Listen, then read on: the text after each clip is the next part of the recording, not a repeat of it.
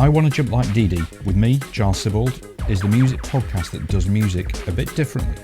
I'm talking to some incredible musicians, DJs and producers about how they use an experimental mindset to fuel their own creativity, pursue new challenges, overcome fears, bounce back from mistakes.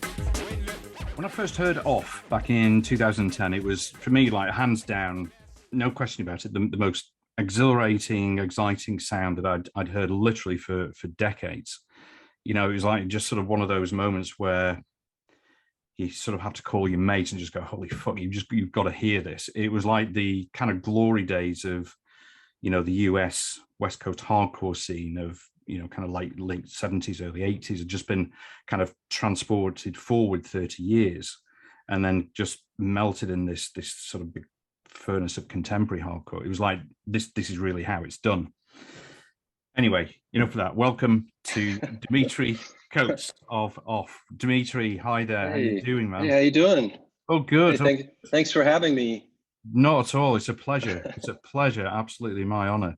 That was quite an intro. That's the great part. You know, I can kind of like sort of go and sort of, you know, do my thinking, do my kind of research. Yeah. Okay, what does this really? I guess it helps me sort of think. You know, okay, what does the band mean to me? You know, what does it kind of say to me? So, I mean, it really was. I mean, you know, back in sort of 2010, wasn't it? And it was just like a kind of game changer for me. Yeah, I mean, it was a lot of people, you know, pull me aside and say similar things. I mean, even like Dave Grohl's done that, you know, like yeah, people like that I wouldn't expect, and I just say the same thing, like you know, because I mean, Grohl asked me like, "How did you do it?" He like literally grabbed me, and I said, "I don't know, man. It was kind of an accident, you know. It wasn't something we set out to do. You set out to do, yeah, you know. It to me, it comes from friendship, and it comes from, you know, Keith and I coming from different backgrounds, but maybe having like similar record collections. Yeah. But we were friends long before we formed this band, and it was sort of like a beautiful mistake. And I'd never played that kind of music before, like that. Yeah. And so it was kind of a thing that we stumbled into. And I think that's maybe why it's authentic to people, because I didn't really know what I was doing. I'd never played like downstrokes before, you know. Yeah. I came more from like you know, I was a classic rock kid. Yeah. I certainly had records by the Ramones and the Saints and stuff like that, but I didn't grow up going to hardcore shows or anything like that. Yeah. And so yeah, when I met Keith, I just liked him. I didn't really care that he was this legend or anything like that. It didn't mean that to me. I just thought he was a cool dude, and we would go hang out and go record shopping and, you know, like figure out where we're gonna eat and stuff like that. Yeah. And I think it had that that feeling of, you know, even though he was older and I was older when we started the band, it had that feeling like when you make a friend in high school and you make plans to get together and you're like, have you heard this Black Sabbath album? You know, and it really, it was like, he's my buddy, you know? Yeah. So and we figured out really quickly what our bullseye was. And we just went straight for that. I mean, it's interesting, isn't it? You know, when you get you know, sort of situations like that where you just kind of hit it off with somebody and they become, you know, they're either your sort of friend before, or you just meet them and then suddenly that's kind of it. There's that sort of just personality, you know, kind of match. You know, whether you're different people with different backgrounds, you just kind of like, okay, this really works. And I guess there are other sort of situations where, you know, people don't get on and they thrive on tension, you know, for kind of creative. I prefer not to have that. Go that route.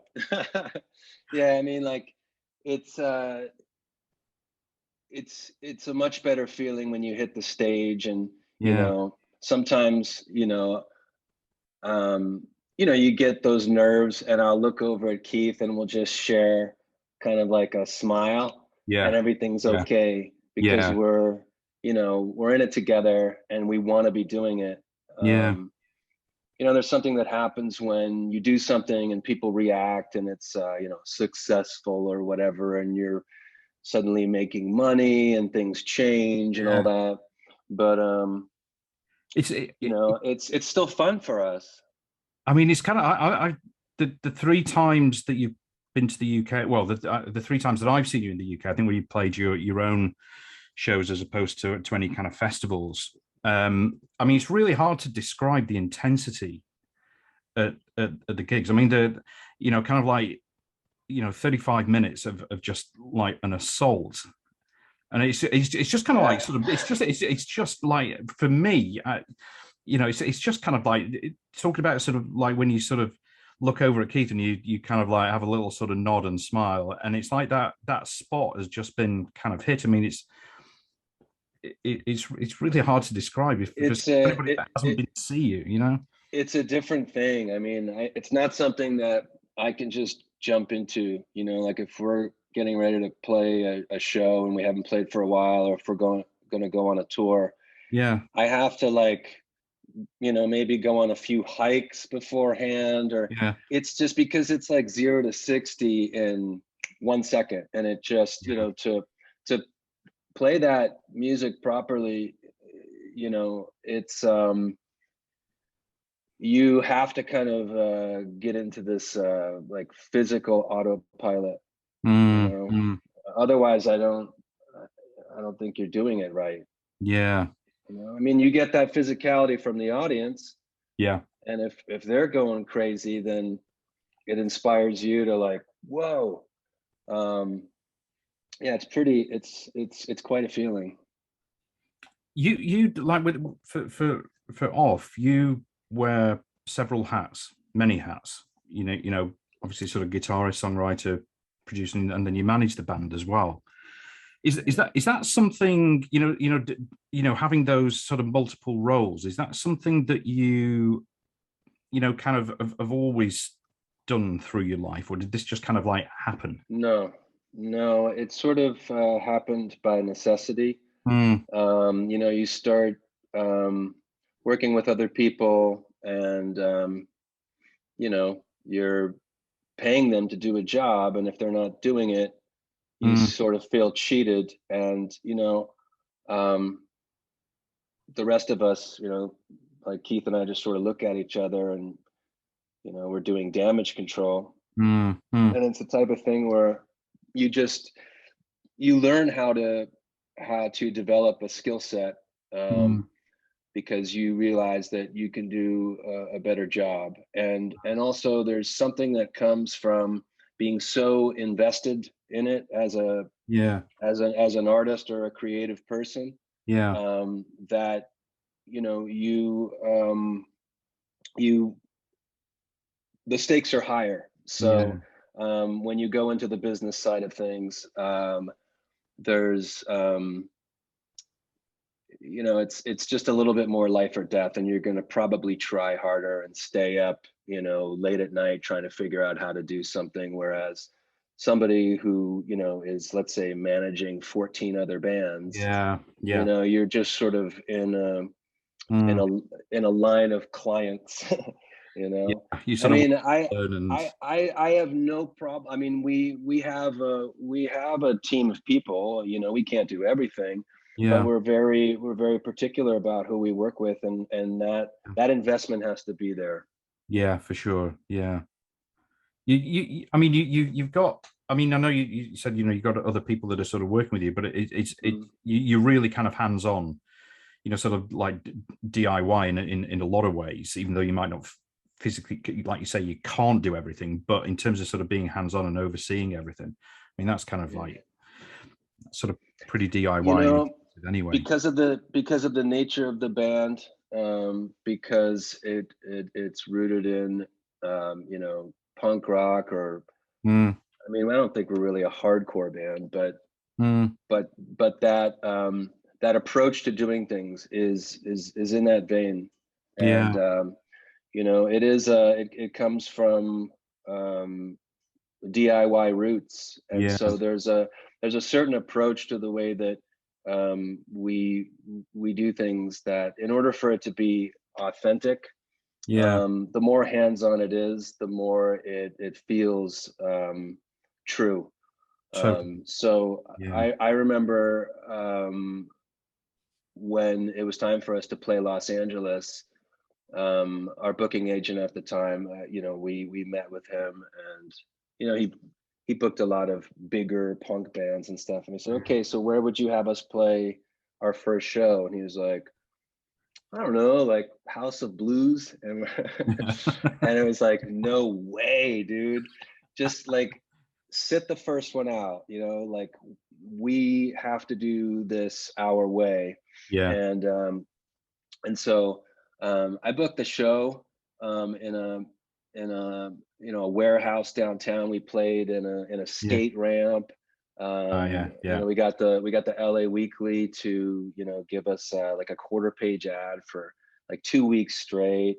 We got Raymond Pettibone to essentially paint what became our you know, the cover for the first 4 EPs, like on the wall behind us. We had Tony Alva DJ. And so it really sort of made a statement as to what our lifestyle was at the time.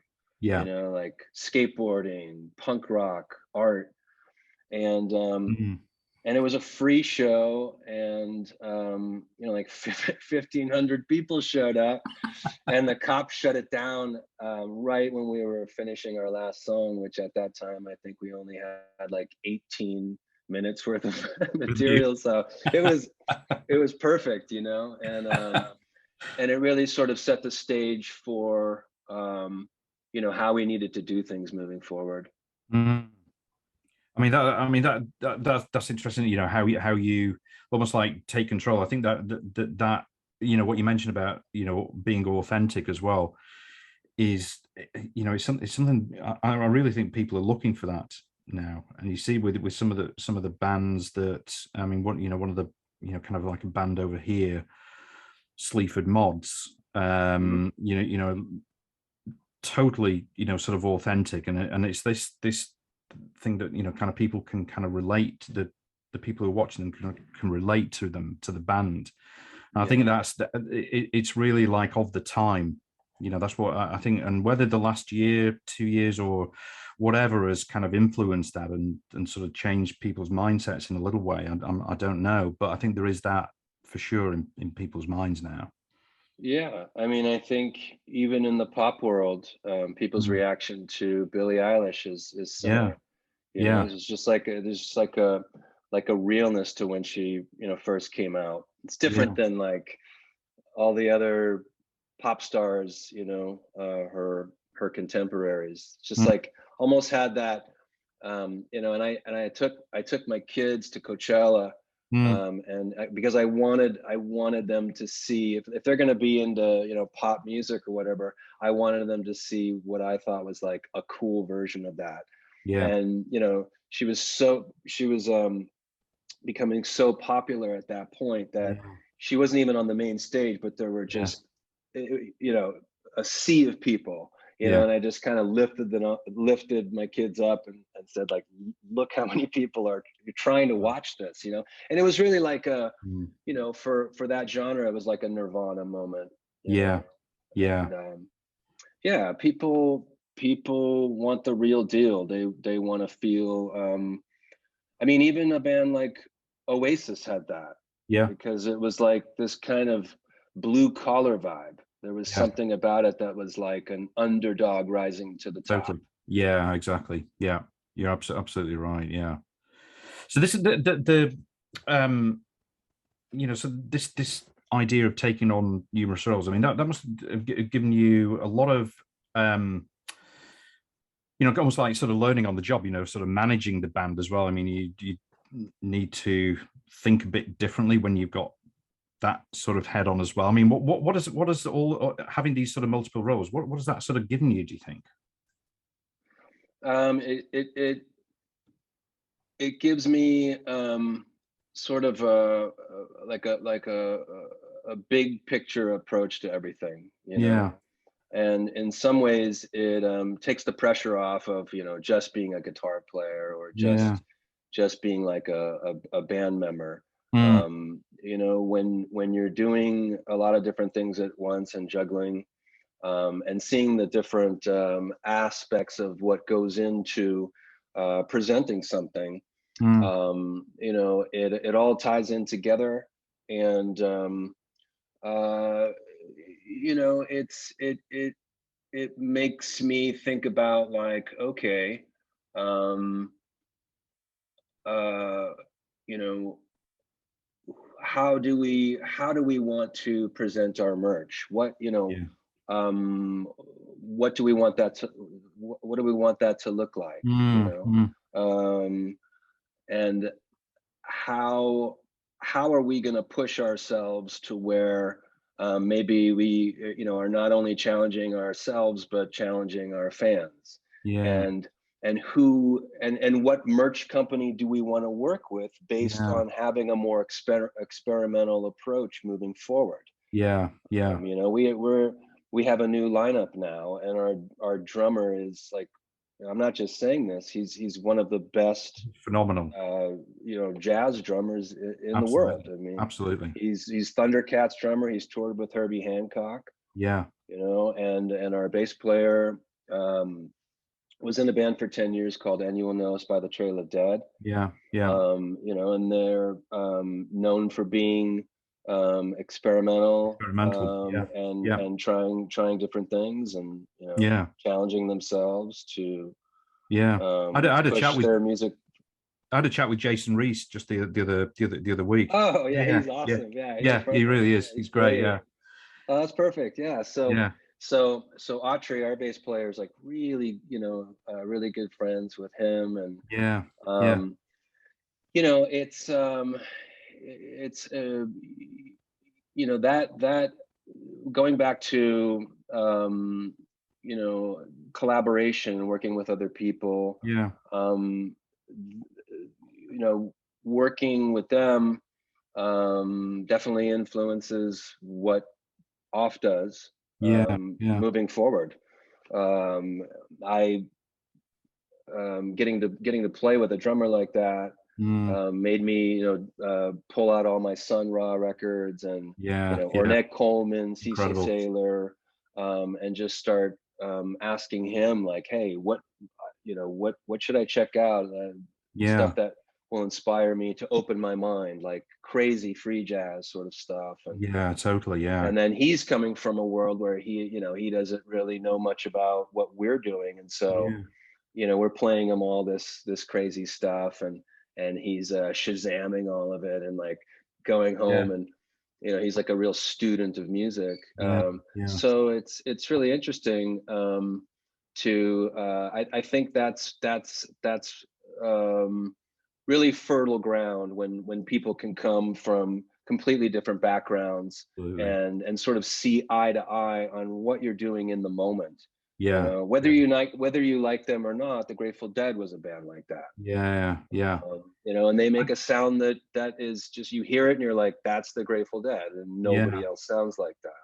It's yeah. I mean, I think what you say there is really really important, and I totally agree. Getting some, for example, Justin, as an incredible, kind of jazz drummer, sort of influenced by gospel, with those sort of influences, and that ability, just sheer ability, and then sort of the possibilities that then brings is It's incredible. so exciting to have. Well, it is, like we said before, office sort of fasten your seatbelts kind of a situation when you play that music, but Yeah. having him on drums is it's even more like being in free fall or walking the tightrope, because he never plays the song the same way.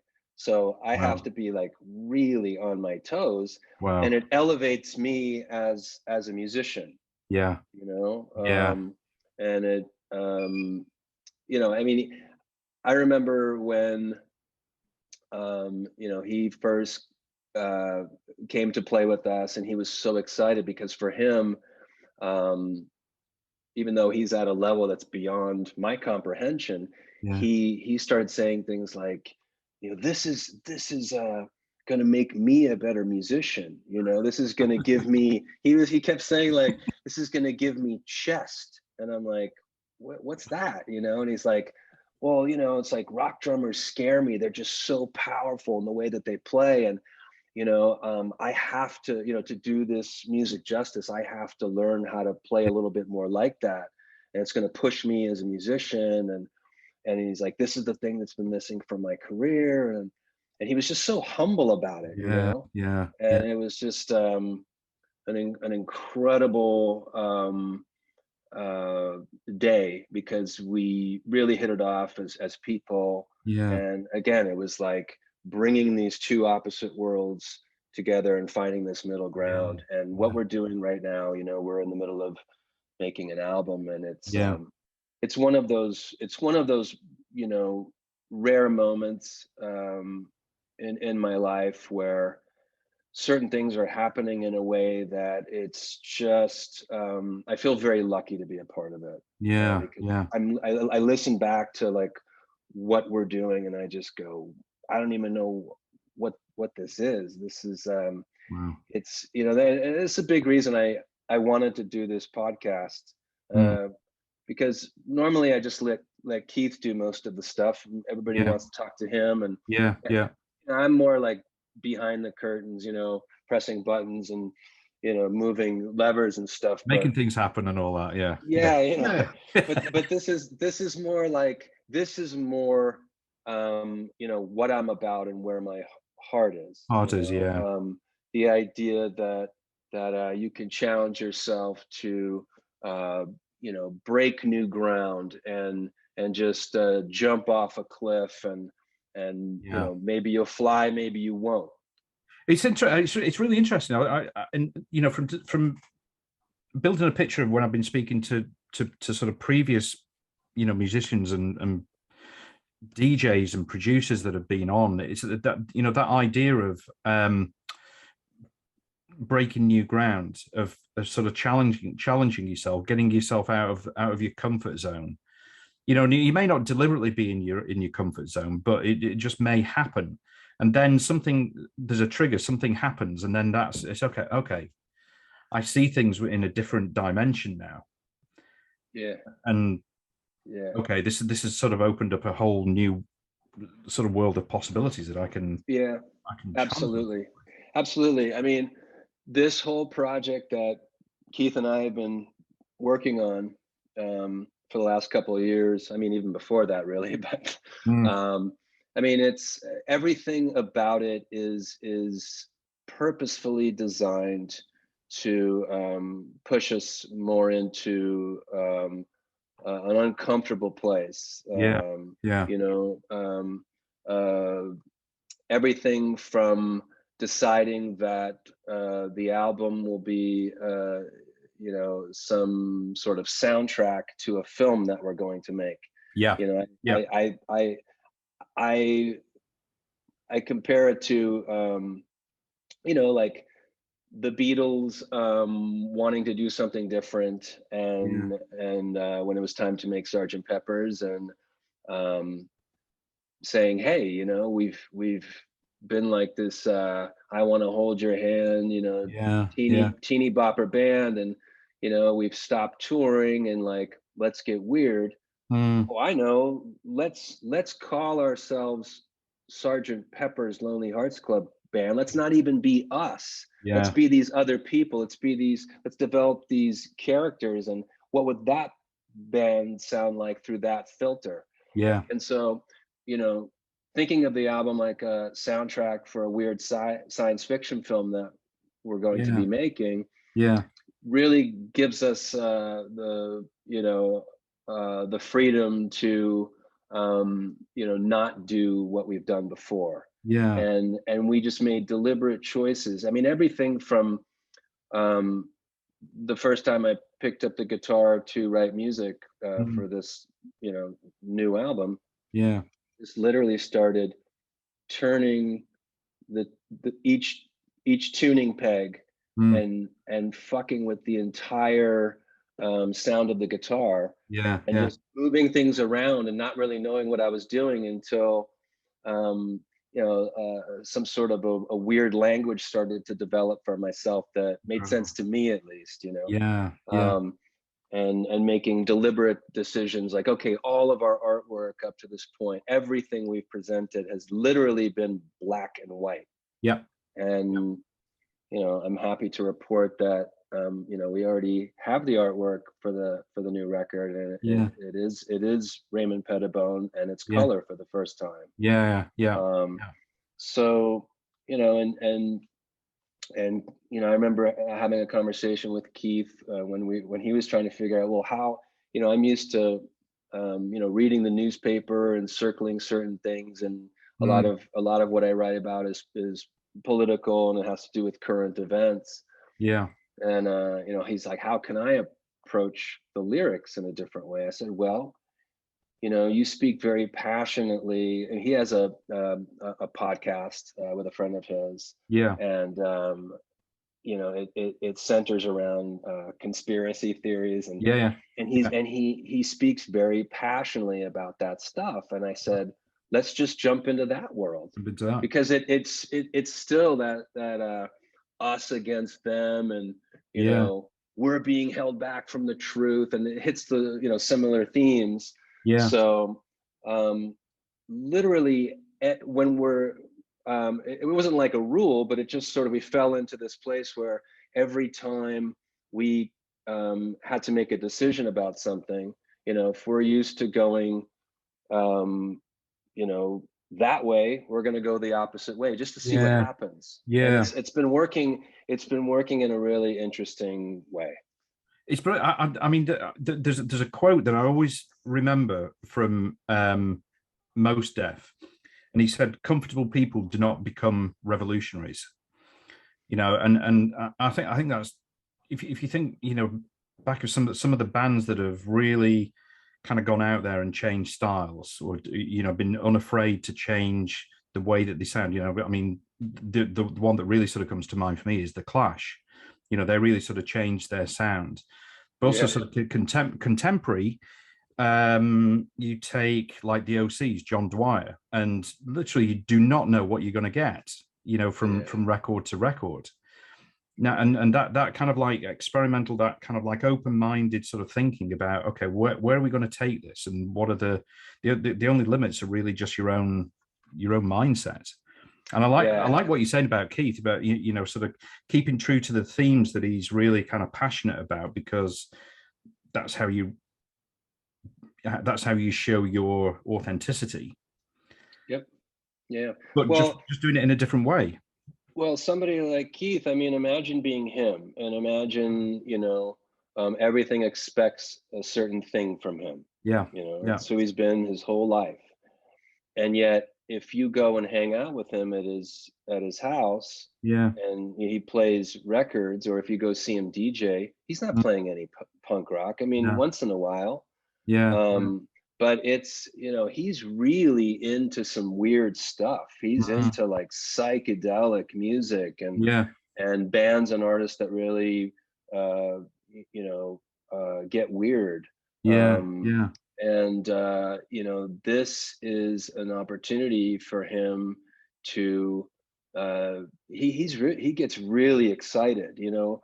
I mean, I've been getting into like fucking around with just crazy effects, and I'm talking about like not even having an instrument, not even having my guitar going into them, with no input, just like noise and stuff that's more inspired by, you know, Throbbing Gristle or SPK or Hunting Lodge, and creating like these sort of sonic landscapes, and what are ultimately going to be, musical transitions between songs and having everything be connected. Yeah. And Keith gets so excited about it, Yeah. and like, because he sees me sort of in this like laboratory mode, and he's like, well, I want to be a part of this too. Yeah. And so what he did was he went and he started hanging out. He hit up Randy from No Age, Yeah. and he's like, hey, Dimitri's doing this stuff, and I want to get weird too. So he's been hanging out with Randy from No Age, and Randy's been like, well, Brilliant. what do you want to do? He's like, well, I want to sample this stuff and then, mangle it so nobody knows what it is. Wow. And then I want to be able to like loop it. And he's like, Wow. okay, well, we should look into this, weird,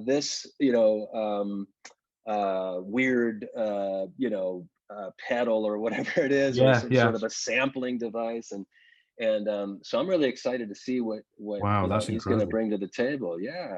And everybody, in the band is excited by this. And so we have, and we haven't even really scratched the surface where that's concerned. And, we're going to do some more recording in early October. Yeah. To finish the songs that we have. We've already recorded, we recorded 14 songs in 2 days live as a band. Wow. And so now we have to like learn the rest of them and go in and do the same thing in October. And we have I think we've written like 25 songs total, and not all those will end up on the record, and we'll see how many we even get to. But we have a day set aside just for improvisational, noise. Wow. These sort of, weird things we're going to be doing. We'll be doing it live as well. But yeah, there are these transitions we want to explore. How to, okay, we're coming out of this song and we need to get to that song. How can we thread that together? And literally not even know what we're going to do before we do it. Wow. Do you record sort of like in one take, or try to? When you're recording, you're just doing like your recording day, and you get so many songs done in one day. Yeah. So we'll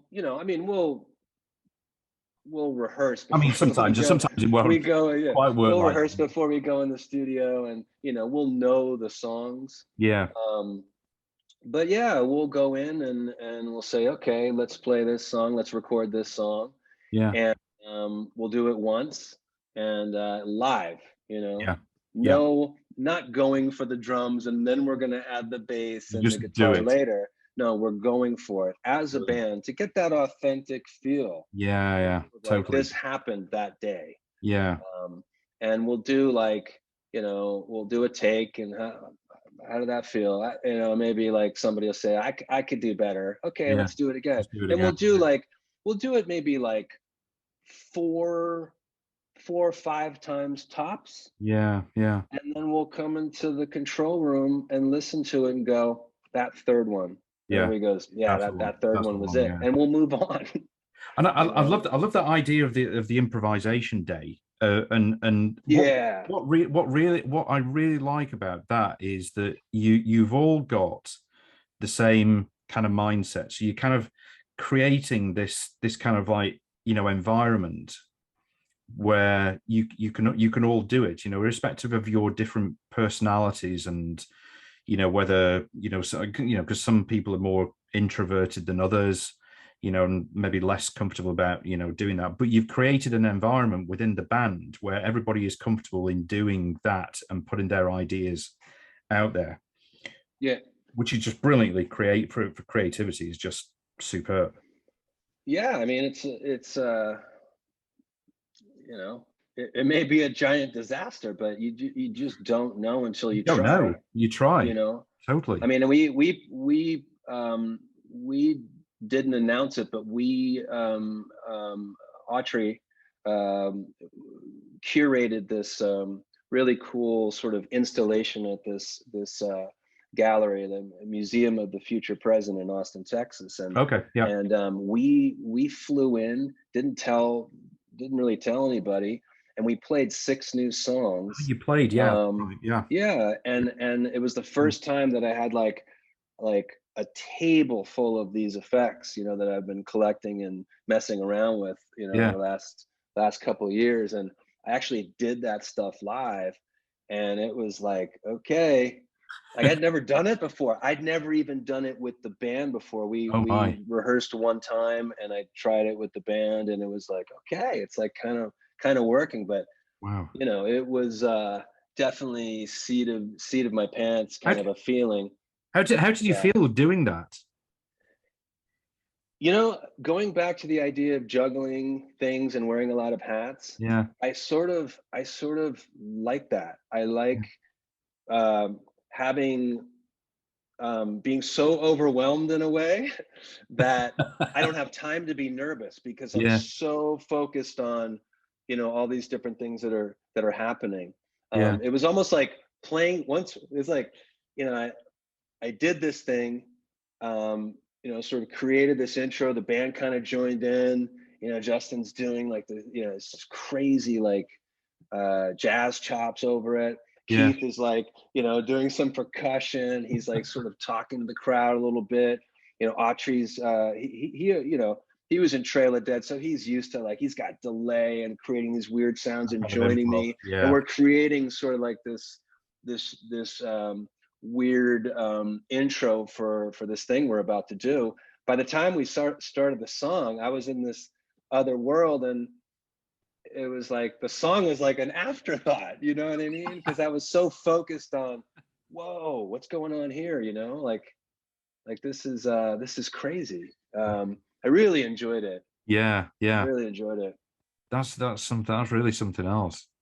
Yeah. You were talking earlier about merch, and it sort of like something triggered in my mind about you know how actually you know, kind of like how powerful merch can be, and is sort of often overlooked. And I remember I was talking to Martin Atkins on an earlier episode, who's the sort of first drummer in Public Image. And he said when he was with Public Image, and he drew the full album he drummed on was Flowers of Romance. In about, what was that, 81, I think. And anyway, sort of subsequent to that, they went on a US tour, and they went with no merch, no merch at all. Wow. He said like Martin is like, I mean, he's now like a sort of total. He teaches up in Chicago at Millikan University. He teaches basically the business of music. So it's about how to, you know, to succeed on the business side in music. And he really kind of got it. And that was this experience of touring with no merch. He was just like, what the fuck is this Yeah. about? You know, Yeah. and his mantra now is, you in whatever he does, you have, when you have an opportunity to really make like a fan's day, like a, you know, one of your fans' days, you know, when they, you know, ask for some merch. So he, you know, puts a handwritten note in, for example, you know, just things like that, just like little sort of simple things where you're engaging with, you know, with your fans. It just really makes sense. You know, merch is important, because you know, if you can really connect with your fans with merch, you know, and I pay attention to that stuff. You know, when I go to shows, I go to the merch table and I see what's going See what's on. going on. Yeah. Yeah, because you know, if you really nail it, first of all, you can make a lot more money. Yeah. And you know, it's the bread and butter, Yeah. especially when you're on the road. You Yeah. know, it's the difference between, you know, coming home with some money and Yeah. coming home, you know, to where you can like make a living. You know. Yeah, I mean, I was talking to as well to I don't know if you've heard of Du Blonde, Beth Jeans Houghton, sorry, and she she does all her own merch herself, and you know, she said from her point of view, because she's a fan of other artists as well, and she said, I you know, when I like somebody, I want to know everything about them. I want to own everything that they kind of do, you know. So she really kind of like immerses herself.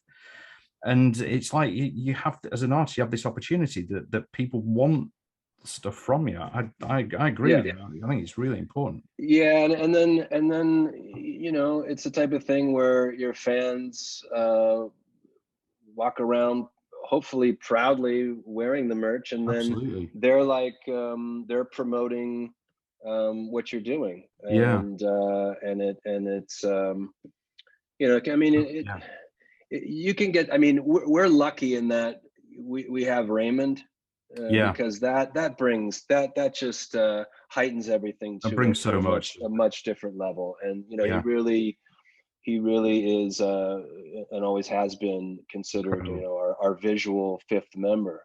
And you know, it's we're very honored to that he even you know, likes the band. So you know, we came out of the gate really having like big guns with that artwork, and it immediately you know, came full circle to Keith's, you know, roots. I mean, but you know, even like when something, when an image or merchandise hits in a certain way, whether it be, you know, like Joy Division. I mean, there's people walking around with Joy Division shirts that don't even know they're wearing a band shirt, you know. Absolutely. And you can have just that, the Rolling Stones tongue. It doesn't even need to say Rolling Stones, and everybody knows what it is, you know. Absolutely. These things, if they resonate in a certain way, you know, can really dictate a lifestyle, you know, a certain vibe that you know, has to do with a particular genre or whatever, or design. Very true that about a lifestyle. It's almost, it is like a kind of lifestyle thing, isn't it? It can be if you want it to be, and I think people do like that sort of stuff. It's an identification thing, isn't it? It helps them kind of identify. Yeah, I mean, if you just walk around wearing a shirt with an upside down cross, I mean, I think people have an idea of what you're putting out there, you know.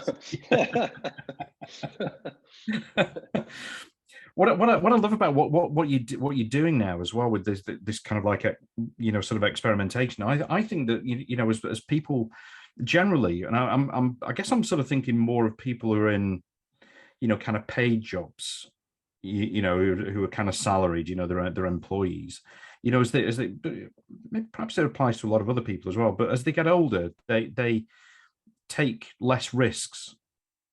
You know, become sort of more risk averse. It's something, I don't know about that. Yeah. But you're kind of booking that, you know, in what you're doing. You kind of like we got to experiment. I'm living my creative life in reverse. Like, you're supposed to be in a punk band when you're, you know, like a teenager, and then you know, evolve into some sort of a, you know, more mainstream thing. I mean, that seems to be the way people, you know, seems to be the way it plays out for a lot of artists and bands. But I don't know. I think, you know, it's just a late bloomer with a lot of stuff, and you know, and I still don't know a lot, and I'm, you know, constantly inspired by things that, you know, I mean, people seem surprised that you know, I didn't come from punk rock or hardcore, because you know, we make this kind of music, and I just attribute it to I think of myself as a songwriter. I don't think of myself as a punk rocker or really anything, you know. I feel like, you know, I could I feel like you know, I have a background, you know, I went to theater school. You know, I was an actor at one point, and so the way that I think what I bring with me from that is, you know, it is with Keith. you know, he's sort of like, I'm maybe more, you know, less of a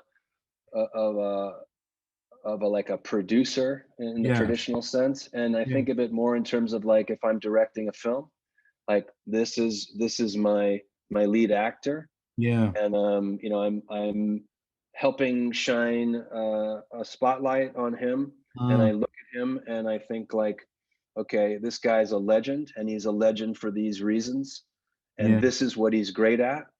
And so, you know, he calls it you know, like that we built a time machine together, but it wasn't really intentional. It was just you know, when we would be working on songs, and it would be, you know, like, okay, we know what the chorus is, and it's you know, da da da da, what, you know, we know it's going to be something like that, it's got to fit into that.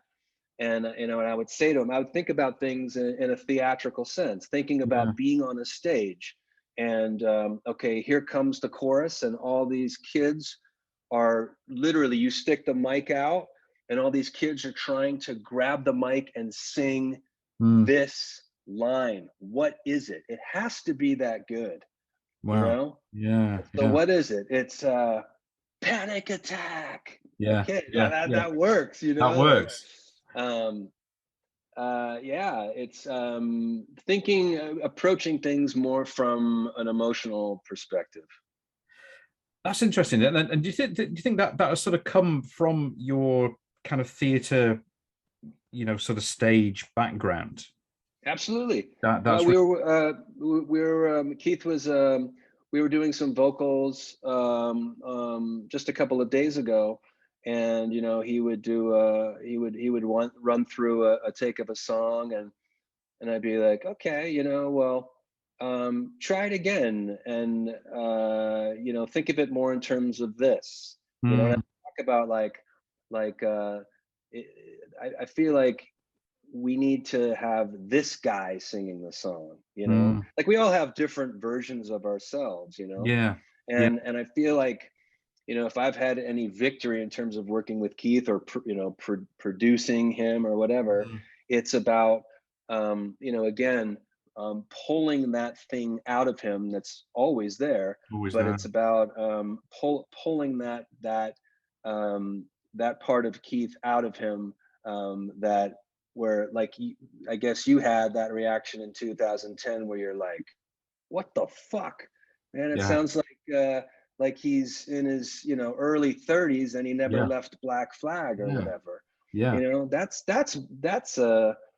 you know, I don't think about singing in terms of like hitting the right notes. I mean, yeah, you know, there's, you know, I don't, there's that, I guess, but it's, for me, it's more about like, who is this person singing this song right now in this moment, you know? Like let's think about what you're saying, and who you're saying it to. That comes from, you know, walking on a stage and having no microphone, and having, you know, 500 people in a room, and you're telling a story with only words, and your body, and what's going on emotionally between you and whoever else is on the stage, and your job is to get the audience to believe in the imaginary circumstances of what's going on. That's totally fascinating. And the stakes are usually really fucking high. Yeah. I think that's right. And this, no, go on. I was just gonna say, and I've conned everybody into making a movie, so you know, it's I'm pulling that world, you know, even further into what we're doing, and we've had such fun making these ridiculous videos. It just seems like that's the, there's only one more place left to go. You know. And so we're really looking forward to it. That is another thing. I mean, the videos have been like absolutely phenomenal. I mean, thanks, man. Different level. I mean, different level of video. You know, I mean, what you're saying there, I think he's I think that's really important, and it's interesting how you've done that. You know, it's basically, you know, I think like one of the most important things that we need as individuals, and I think we're missing it in a lot of stuff that we do, is a sort of high level of emotional intelligence, in what we do, the ability to kind of show empathy, to be self-aware. And I think what you were just sort of saying there about, recognizing that Keith, for example, has something and it's just not maybe been released or allowed to be to show itself, identifying that and then giving him the environment, the circumstances to be able to do that. Again, just the doors that opens. Yeah. Incredible. Yeah. Emotional intelligence. I mean, that just got me thinking. That's a, two words that aren't usually put together. No. I like that.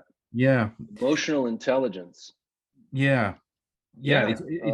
Because we think of emotions, as having emotional reactions.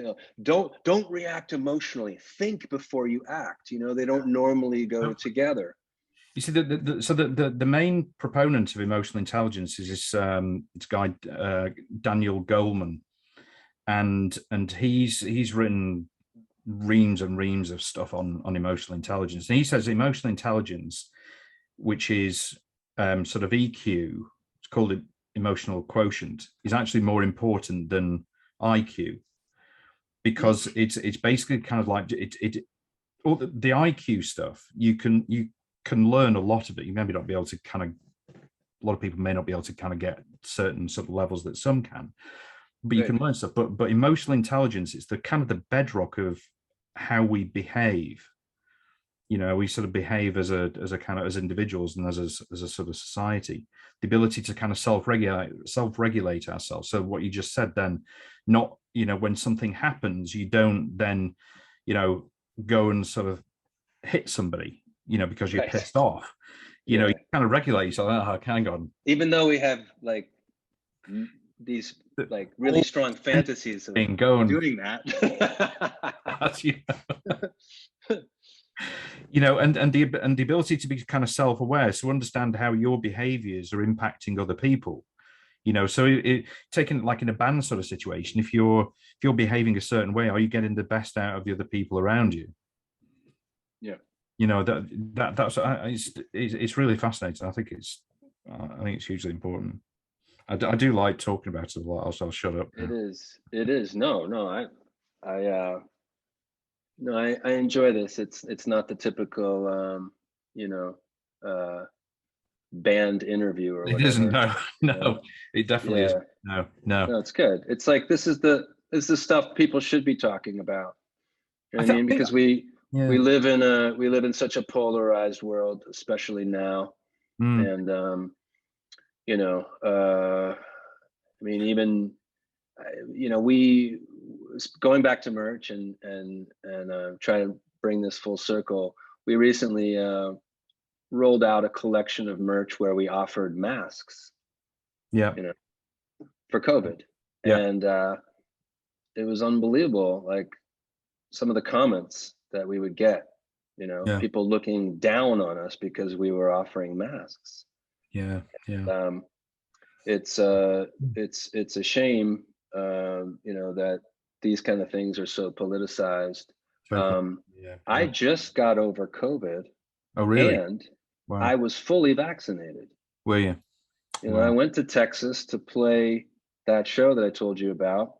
Yeah. And I came home and, thought I had a summer cold, and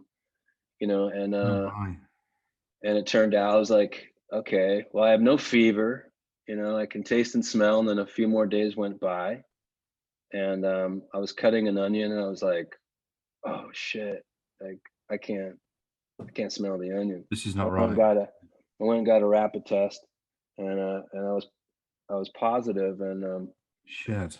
Luckily Keith and the other guys didn't get it. We were all very, very careful and it was scary being in Texas because no one was wearing masks. It's not required. Yeah. And you know, who knows where I got it? Could have been at the airport, could have been on the Yeah, airplane, it could be you anywhere, just don't couldn't it? know. But it really, it's affected me because it's just when you thought like things were, Mm, starting to open up and we're all getting back to yeah, our lives. yeah, This our industry has been completely destroyed by this, totally. and Yeah, so absolutely. um, I also manage circle jerks, Yeah, and we've had to reschedule certain shows and tours, and it's it's still uncertain, yeah, and it's hard to make plans.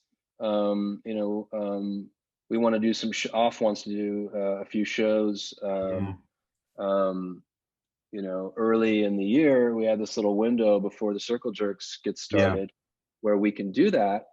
But it's like, what are things going to be like? I mean, is it safe to go into, we want to play like small shows in absolutely. clubs and like have it go crazy and sell them out, and Yeah, and we want to invite like a certain level of energy and yeah, mayhem, absolutely. Yeah, and it's just yeah, like, do we want to put a 66-year-old diabetic in a situation like that? Is it yeah, worth it?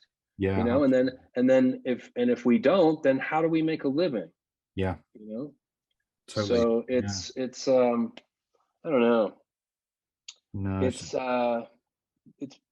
I'm a really optimistic person, but I find myself these days getting sad, and mm, um just because of not knowing, you just can't predict what's going to happen, and yet we're really excited about all these things we're doing yeah, creatively, and yeah, and we want to share that with everybody and tour the world like we normally do. And how are we yeah. supposed to do that?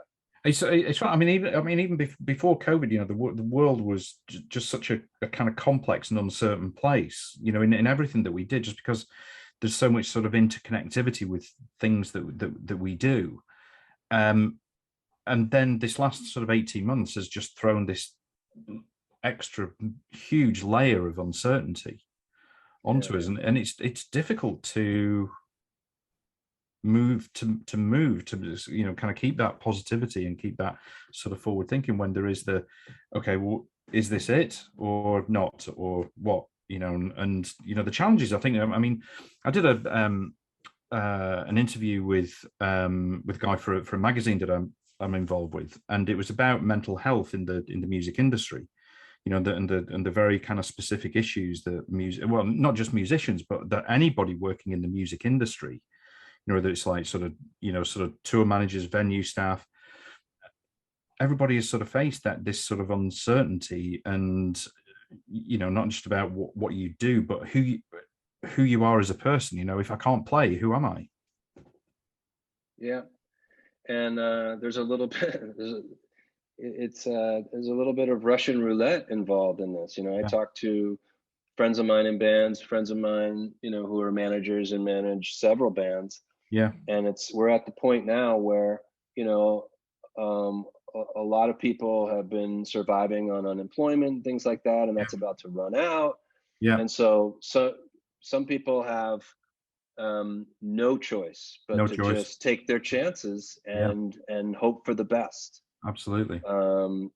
But I am living proof. I played one show, One show.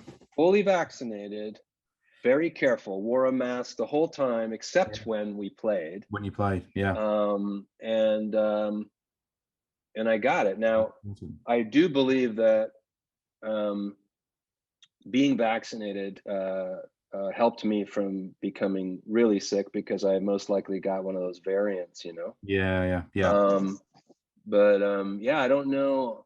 I don't know what to do. I'm not worried so much for myself. You know what I Mm, mean? And I feel mm, like having been vaccinated and then getting COVID, you know, maybe that was the ultimate booster for me. Maybe my hopefully, my body's created antibodies, and you know, I'll be more resistant moving forward. But like, what do we do? What do we do for Keith? You know, do we make like a suit for him where you know, he gets oxygen pumped in, and he can, you know, has a built-in microphone, and like what do we, how do we, how, I mean, it becomes the challenge becomes like, you know, do we go, you know, back into that DIY mindset, and do we start just booking our own shows where, you know, we partner with like a friend's production company, and we, you know, someone who has the stage and the PA and the lights and the generators, and we go and get insurance and get permits, and just set up in some, you know, somebody who's like, I have some farmland, you can come, and you know, and that becomes a lot of work. You know, usually the booking agent just takes care of all that kind of stuff. You don't have to think about it, and you know, I mean, people are having to reevaluate what touring even looks like, you know, just because of safety. So, you know, and, there's only so much live streaming you can do. For sure. But a lot of people I see, friends of mine who are on the road right now, you know, and I'm looking at the footage, and you know, there's like, you know, the crowd's going crazy, nobody's wearing masks, and it's just like, okay, well, let's see how this plays out. You know, the singer of Trouble just died, you know, 62 years old, died on tour. I don't know if he was vaccinated or not, but Keith is 66, you know. I mean, it's a really weird situation to, you know, to try to like figure out how to overcome that, you know. It's, aside from that, how did it actually feel to be playing again? Amazing. It was something else. It's been so long, you know, and we want to do it, you know. I had that conversation with Keith. You know, he's such a badass. He's such a brave dude. You know, I was like, talked about what we're talking about right now. He's like, well, we have to make a living, dude, you know, like, and I go, I know, but the last thing I want is for something to happen to you. You know, it's just, I don't know. But yeah, we love it. We love it. It makes you, there's nothing like that exchange between, you know, with the crowd, and and seeing how people react to this crazy, like these, you know, we played 6 new songs, and with these weird tunings and all the noise stuff we're doing, and we got a lot of compliments on it. We, you know, it's like it affirms, you know, our belief in what we're doing, because people were saying things like, I don't even know what to call that. It's like punk rock art, or like, or is it like and people are saying like, I really like that crazy noise stuff that you guys were doing, and like, it's interesting. I know you mentioned earlier you don't consider yourself a sort of hardcore band, and I've got like a thing now about sort of genres, that genres they're a little bit too limiting. To you know, they're kind of convenient for, you know, kind of like record stores where to put the record. I'll kind of put that in the, you know, kind of soul section. I'll put that in the funk section, in the psychedelic section. I kind of get it, but I think that, I mean, there's so much music that's taking in different influences now, and creating this kind of mishmash of styles that almost like sort of genres are just becoming, you know, kind of like too one-dimensional, a little bit redundant, I think. Well, look, you know, nothing against punk rock or hardcore, but just being somebody who, you know, has been in a band where we've made 3 records, and you know, they're looked at as good punk rock records, but to me, you know, we sort of hit a wall after that, and you know, I you know, I have a big record collection, you know, and there's a lot of different stuff going on. I mean, I love folk music. You know, I like listening to, like, you know, experimental folk music. Yeah. You know, somebody like John Fay who came along and, you know, Yeah. tuned the guitars in weird ways, and you know, was one of the first people to start an independent record label. You know, things like that inspire me. You know, I I I just knew that we had to do something different, Mhm. because it was like, you know, initially when we started the band, it felt as though it was like one of those quick fire challenges, you know, like where you see like these cooking shows. You have 5 ingredients in 20 minutes, cook the best dish of your life, you know. And it felt like somebody, you know, if I was used to like, you know, painting in color with oil paints or whatever, it was Yeah. like somebody handing me a Sharpie and a blank sheet of paper and saying like, you have 20 minutes to, you know, draw something or whatever. That's the way it felt. And but for a genre that, you know, is associated with, you know, fuck the rules Yeah. and fuck authority, Yeah. and, you know, let's, you know, which, you know, anarchy. Yeah. Creatively, I've often felt incredibly inhibited, because Yeah. it just, you I know, agree. you can't do this, you can't do that, it Mhm. has to be this way. Yeah. And it's just, it feels very rigid. And so, I agree. you know, I think you know, I voiced my opinion enough times to Keith to where he was like, you know what, I think I helped convince him that what we're doing now in many ways is more in the spirit of punk rock. Yeah. Yeah. I agree with you. I think that's really, really exciting. And maybe we're going to bum a bunch of people out, you know, but that's fine. But that has happened. You know, it happens, and you know the again another one that I use, and I like it because it's just sort of so simple. Was when I was talking to Andrew Fern from Sleaford Mods, and they did, you know, he does on his own. He does a lot of experimental, you know, kind of electronic synth sort of stuff outside of the mods.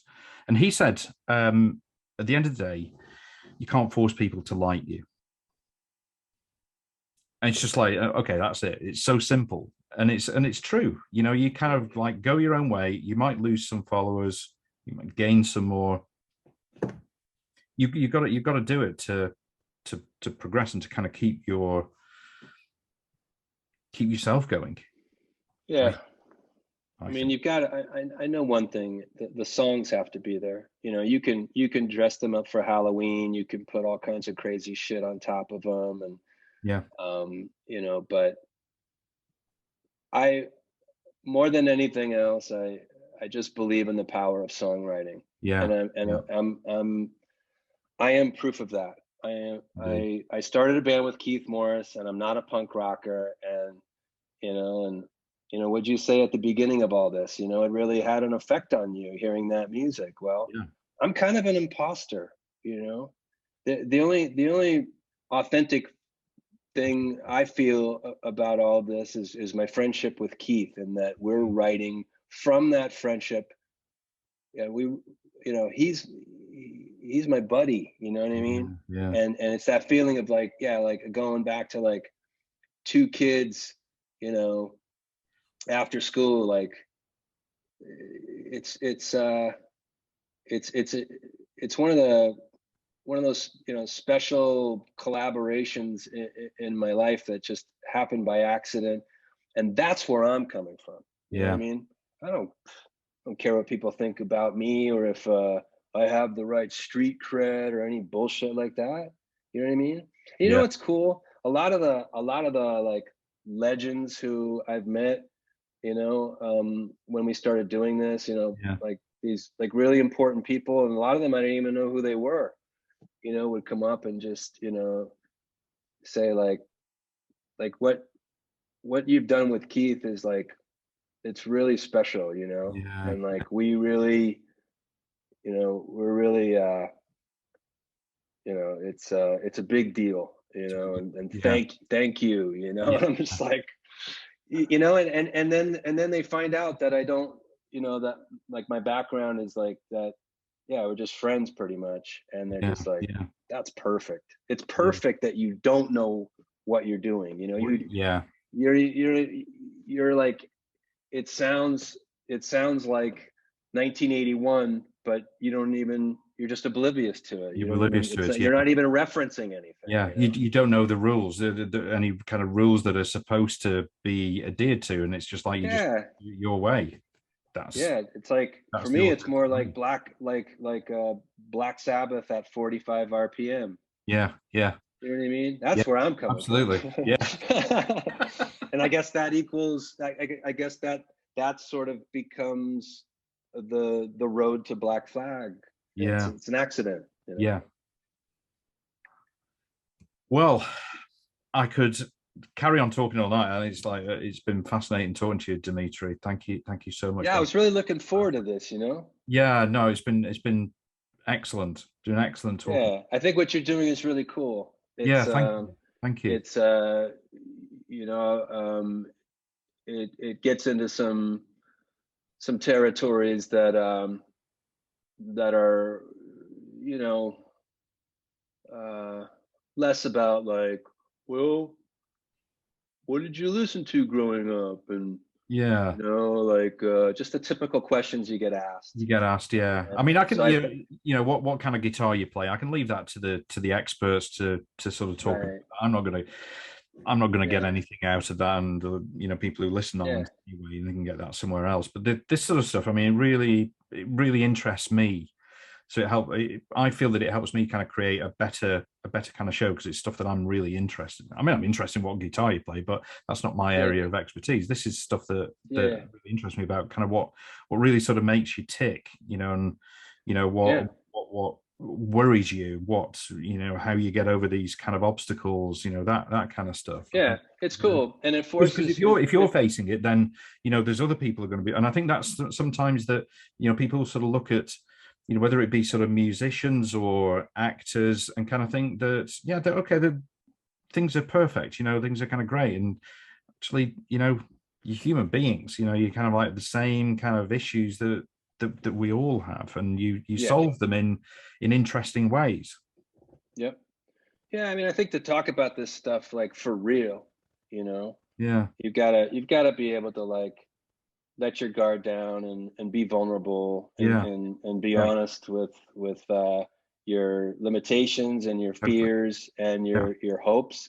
You know, and you know, if somebody's watching this and, you know, they can see like, all right, I mean,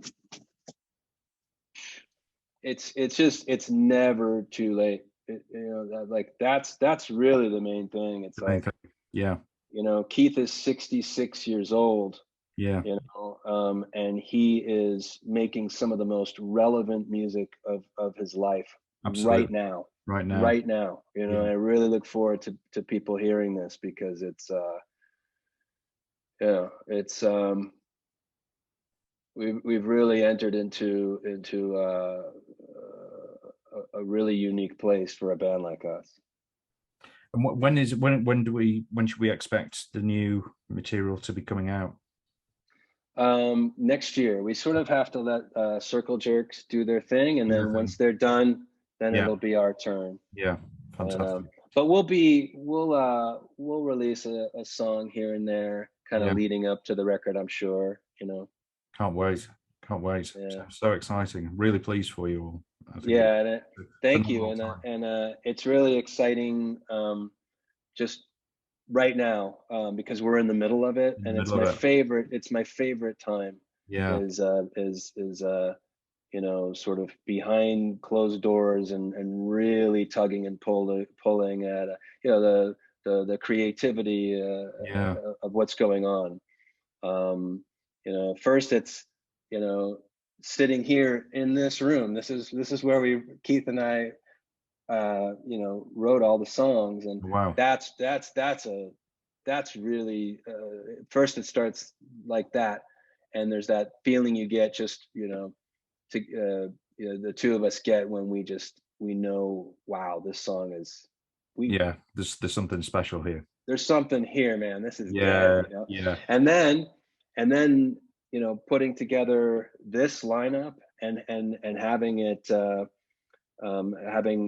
having them sort of tug and pull at it and take it into a different direction, and and now it's off, and seeing how everybody else influences it and turns it into and pushes it into a direction you'd never even thought of. It's just I'm just really excited right now, man. Like it's brilliant to see. Brilliant. Yeah. So so I can watch the YouTube someday and go, I was in a good, aside from like just coming out of COVID, I was really happy then.